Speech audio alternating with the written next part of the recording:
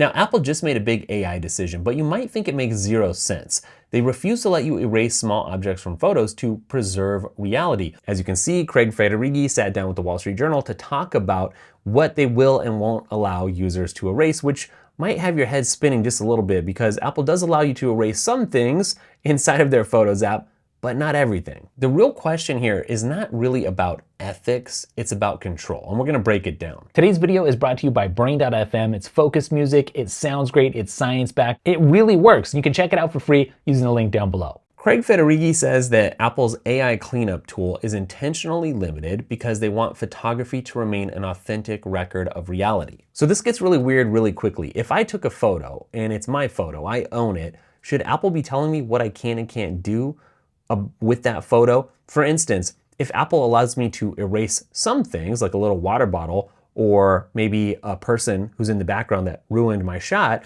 I mean, if I can erase anything, then I'm messing with the actual photo, with quote unquote reality. And it's not like if Apple won't let me do it, I can't fire up a million other apps, including Adobe Photoshop, for instance, and do the exact kind of erasing or changing that I would want to anyway. So it's not like I'm stopped from doing it just because Apple may feel like there's certain things that somebody shouldn't be erasing. Because either tech companies should decide what AI editing tools you can use, or users should have full control over their own content. There's really no in between. And also, just stepping back a little bit too, every photo that you take on your iPhone before you even start to edit it is already digitally processed.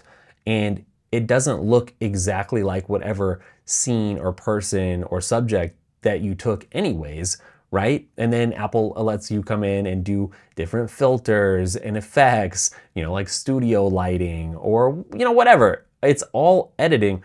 Why would some editing be okay and not like, it really should be the user's choice what they do or don't want to do with their own photo, I would think. Now, opinions are all over the place. The pro-Apple view here, people say, is that Apple's setting an ethical standard for AI photography. They're ensuring the images remain trustworthy and not fully AI generated. And of course, the more anti-Apple view on this is that this amounts to a nanny state bit of nonsense where, like we already stated, you can remove a person from the background, but Apple's drawing a line at small objects. Some people are just kind of staying undecided. They like Apple's concern for authenticity, but they also question the inconsistency of whether this is just Apple controlling users under the guise of ethics. Now, we've seen people be unhappy with what Apple is comfortable letting people do with their tools when it comes to AI in the first place.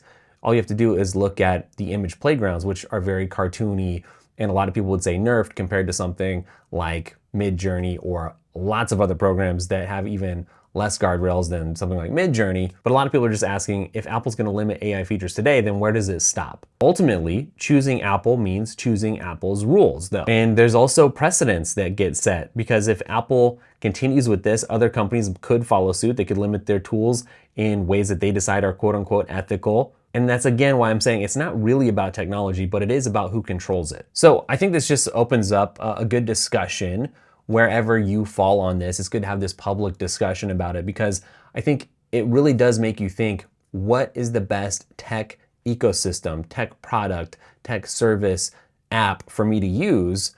Because this stuff is going to end up mattering, I think, in tangible ways as we proceed further into this AI-driven future. One thing I think could happen here is that Apple might end up driving people towards third-party apps and make their own tools less relevant at the same time, which is probably not what Apple would like to do. In the short term, I think we're gonna see this debate really get fired up, heated up, and in the longer term, I think we're probably gonna see people start to make bigger decisions about what they want to do with their technology. We talked a lot about this recently as we talked about the new upcoming iPhone SE that's coming out, and how the hardware is less and less important these days because everything's happening in the cloud, increasingly, in apps, increasingly, and with AI, increasingly. You know how sometimes you hear an idea and it just hits, the kind that changes how you see things? Well, every Saturday, I send out one of those. No fluff, no filler, just a sharp, super useful insight designed to give you a thinking advantage, and it's free. If you want it, check out the link down below. It's called Saturday Signals. I'm super excited about it because I really feel like it's life-changing. This is good stuff for free.